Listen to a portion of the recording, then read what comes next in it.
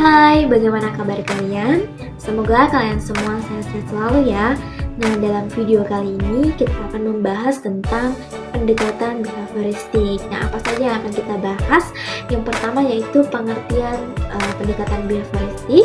Kemudian yang kedua, bagaimana tokoh dalam pendekatan behavioristik. Yang ketiga, bagaimana definisi manusia yang sehat dan yang tidak sehat menurut pendekatan behavioristik. Dan juga akan dijelaskan tentang proses atau tahapan pada salah satu teknik dalam pendekatan behavioristik. Nah, simak video berikut ya. Nah, apa sih pendekatan behavioristik itu? Nah, pendekatan behavioristik ini adalah sebuah pendekatan yang berlandaskan pada teori bahwa belajar itu merupakan hasil dari lingkungan, di mana menurut pandangan ini kepribadian seseorang itu dibentuk atau terbentuk oleh lingkungan. Sehingga menurut pandangan pendekatan ini perilaku itu dapat diubah dengan proses belajar. Nah, di mana seseorang itu dikatakan telah belajar ketika terjadi perubahan yang namanya perubahan tingkah laku. Nah, selanjutnya siapa saja sih tokoh-tokoh dalam pendekatan behavioristik ini? Sebenarnya ada beberapa tokoh yang ada dalam pendekatan behavioristik ini. Namun saya akan menjelaskan 3 tokoh pendekatan behavioristik. Tokoh-tokohnya yaitu seperti Rudolf Frederick Skinner, Ivan Pavlov, dan Albert Bandura.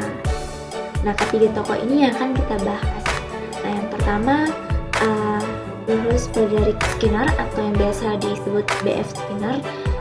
Karena ini sendiri lahir pada tahun 1904 di Susquehanna, dan kemudian dia merupakan seorang tokoh behavioristik yang terkenal dengan teori operant conditioning, di mana menurutnya tingkah laku organisme itu bisa dikontrol melalui reinforcement atau penguatan. Nah, di mana Skinner ini menemukan teori operant conditioning melalui hasil eksperimen atau percobaannya terhadap tikus yang diletakkan di dalam sebuah kotak atau kandang yang disebut dengan kotak Skinner. Nah, kemudian di dalam kotak itu ia meletakkan sebuah bel di dekat pintu, di mana apabila bel tersebut ditekan, maka secara otomatis pengungkit makanan akan bergerak dan makanan akan jatuh dari atas kandang. Nah, dalam percobaan ini yang dilakukan tikus pertama kali adalah melompat-lompat dan mencakar kandang, tetapi pada suatu ketika tikus ini kemudian berhasil menekan bel hingga akhirnya pengungkit itu bergerak dan makanan pun jatuh. Nah, aksi yang dilakukan tikus ini kemudian dinamakan aksi emitted behavior atau tingkah laku yang muncul tanpa adanya stimulus tertentu sebelumnya. Nah, makanan yang jatuh dinamakan reinforcement atau penguatan, di mana akan terus meningkat apabila diikuti oleh reinforcement. Nah, teori operant condition ini mengungkapkan bahwa tingkah laku itu bukanlah sekadar respon terhadap stimulus, tetapi suatu tindakan yang disengaja atau disebut dengan operan. Nah, tokoh selanjutnya yaitu Ivan Petrich Pavlov. Nah, Pavlov ini merupakan seorang fisiolog dan dokter dari Rusia yang lahir pada tanggal 26 September 1849 di Ryazan, Rusia. Nah, ia merupakan tokoh behavioristik yang terkenal dengan teori pengkondisian klasik atau classical conditioning, di mana ia melakukan eksperimen terhadap anjing. Nah, di mana Pavlov berhasil membuktikan bahwa suatu stimulus tak terkondisi dan stimulus terkondisi dapat memunculkan sebuah respon yang pada awalnya hanya dapat dibangkitkan oleh stimulus tak terkondisi. Hal ini dibuktikannya melalui eksperimennya terhadap seekor anjing. Nah, di mana dalam percobaan yang dilakukan oleh Pavlov, sinyal netral di sini adalah bunyi nada dari sebuah bel. Nah, kemudian refleks yang terjadi secara alami itu adalah anjing tersebut mengeluarkan air liur sebagai respon terhadap makanan atau stimulus yang tak terkondisi. Nah, dengan mengasosiasikan stimulus netral yaitu suara dengan stimulus tak terkondisi yaitu makanan, bunyi nada atau bunyi bel itu saja sudah dapat menghasilkan respon berupa keluarnya air liur pada anjing pada saat si anjing ini mendengar suara nada atau bunyi bel. Nah, tokoh selanjutnya yaitu Albert Bandura. Nah, Albert Bandura ini merupakan tokoh behavioristik yang menemukan teori belajar sosial atau observational learning, di mana menurut Bandura perilaku itu dapat terbentuk melalui observasi, model atau melalui imitasi. Nah, teori tersebut merupakan teori yang dikembangkan oleh Bandura melalui penelitiannya melalui penelitian atau eksperimennya yang disebut dengan Bobodol, di mana Bandura melakukan eksperimen terhadap anak kecil yang ditempatkan pada sebuah ruangan yang tembus anak kecil dan orang dewasa yang ditempatkan pada sebuah ruangan. Kemudian pada eksperimen tersebut dilakukan dengan meletakkan seorang anak kecil di sebuah ruangan yang tembus pandang dengan orang dewasa dengan sebuah boneka di ruangan yang terpisah namun masih tembus pandang atau dilihat oleh anak kecil tersebut. Nah, kemudian si orang dewasa ini melakukan perilaku agresif terhadap si boneka dan si anak ini melihat tindakan tersebut. Nah, selanjutnya berdasarkan skenario yang telah dirancang, kemudian si orang dewasa ini dikondisikan untuk melakukan tindakan yang agresif terhadap si boneka dengan dilihat oleh si anak kecil.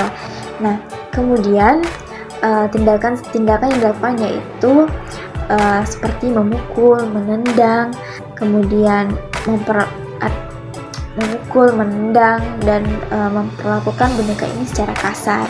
Nah, selanjutnya setelah beberapa saat kemudian si anak ini dipindahkan ke ruangan orang dewasa tadi yang ada boneka di dalamnya. Nah, setelah beberapa saat,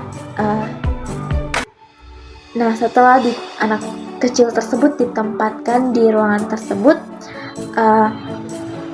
awalnya tidak ada perilaku aneh yang dilakukan oleh si anak ini.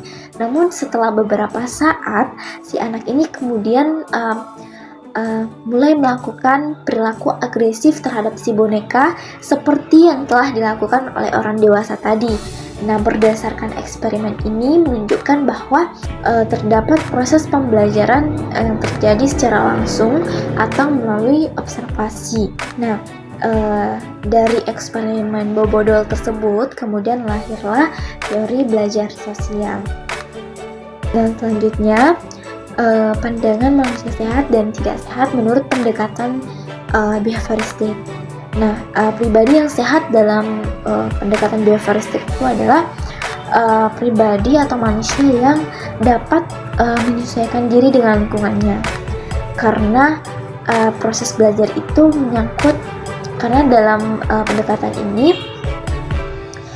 seseorang itu belajar atau terbentuk melalui lingkungan, sehingga seseorang dikatakan sehat apabila dapat menyesuaikan diri dengan lingkungan di mana dia berada. Nah, kemudian yang kedua, dia dapat merespon stimulus yang ada di lingkungan itu secara cepat. Dan yang ketiga, pribadi yang sehat itu juga dia dapat mengambil keputusan yang tepat atas konflik yang dihadapinya. Dan selanjutnya, pribadi yang sehat menurut pendekatan ini yaitu manusia yang memiliki self control yang memadai. Nah, kemudian bagaimana pandangan manusia yang tidak sehat? Nah, sebaliknya, manusia yang tidak sehat pada pendekatan bioforestik ini yaitu pribadi atau manusia yang tidak bisa menyesuaikan diri dengan lingkungan. Nah, yang kedua, manusia yang tingkah lakunya itu tidak sesuai dengan tuntutan lingkungan, dan manusia yang tidak mampu dalam mengambil keputusan yang tepat sesuai dengan lingkungannya. Kemudian dalam pendekatan bioforestik ini, pribadi yang bermasalah atau tidak sehat itu adalah mereka yang meniru hal-hal yang salah. Nah, selanjutnya, tahapan atau proses langkah-langkah dalam salah satu teknik pendekatan bioforestik yaitu assertive training atau latihan asertif, di mana terdapat beberapa langkah-langkah yang harus dilakukan. Yang pertama yaitu menentukan kesulitan konseli dalam bersikap asertif dengan melakukan asesmen atau penggalian data terhadap klien, di mana konselor mengerti di mana sih letak ketidakasertifan si konseli ini. Nah, contohnya si konseli tidak bisa menolak atau tidak bisa berkata tidak kepada orang lain. Nah, tapi si konseli ini sungkan dan khawatir ketika akan menolak permintaan atau ajakan dari orang lain. Nah, setelah diketahui bentuk ketidakasertifan dari si konseli ini, maka selanjutnya adalah mengidentifikasi perilaku yang diinginkan oleh konseli dan harapannya. Selanjutnya itu menentukan perilaku akhir yang diperlukan dan yang tidak diperlukan. Nah, pada tahap ini konselor dapat menentukan perilaku yang harus dimiliki oleh konseli untuk menyelesaikan masalahnya, dan juga mengenali perilaku-perilaku yang tidak diperlukan yang menjadi pendukung ketidakasertifannya. Nah, tahapan selanjutnya itu membantu klien untuk membedakan perilaku yang dibutuhkan dan yang tidak dibutuhkan dalam rangka menyelesaikan permasalahan si konseli. Nah, dimana setelah konselor menentukan perilaku yang dibutuhkan dan yang tidak dibutuhkan, kemudian ia menjelaskan pada konseli tentang apa yang seharusnya dilakukan dan dihindari dalam rangka menyelesaikan permasalahan ketidakasertifannya dan dengan memperkuat penjelasannya. Nah, kemudian langkah selanjutnya itu mengungkapkan ide-ide yang tidak rasional, kemudian sikap-sikap dan kesalahpahaman yang ada di pikiran konseli. Nah, di mana konselor dapat mengungkapkan pikiran-pikiran irasional yang menjadi penyebab masalah dan sikap-sikap dan kesalahpahaman yang mendukung timbulnya ketidakasertifan pada si konseli ini. Nah, misalnya si konseli ini tidak berani atau takut asertif karena nantinya dia takut dibenci atau takut nanti menyakiti perasaan temannya. Nah, kemudian tahapan selanjutnya adalah menentukan respon-respon asertif atau sikap yang diperlukan untuk menyelesaikan permasalahannya. Contoh-contoh, misalnya kita memberikan contoh kepada si konseli untuk bagaimana cara menolak permintaan teman atau ajakan teman secara halus. Nah, selanjutnya mengadakan pelatihan perilaku asertif dan mengulang-ulangnya. Nah, pada tahap ini konselor membantu konseli untuk mempraktikkan perilaku asertif yang telah didiskusikan tadi dan dicontohkan oleh konselor sebelumnya. Kemudian melanjutkan latihan perilaku asertif. Kemudian memberikan tugas kepada konseli secara bertahap untuk melancarkan perilaku asertif yang dimaksudkan atau yang telah dicontohkan tadi. Di mana hal ini dilakukan untuk kelancaran dan kesuksesan latihan. Dengan cara konselor bisa memberikan tugas kepada konseli untuk berlatih sendiri di rumah ataupun di tempat-tempat lain. Kemudian yang selanjutnya, yang terakhir, memberikan penguatan terhadap tingkah laku yang diinginkan. Nah, penguatan di sini dibutuhkan untuk meyakinkan bahwa konseli harus dapat bersikap tegas terhadap permintaan atau menolak ajakan dari orang lain, sehingga orang lain tidak dapat mengambil atau memanfaatkan dirinya secara bebas. Selain itu, yang lebih pokok adalah konseli dapat menerapkan apa yang telah dilatihnya tadi dalam kehidupan nyata.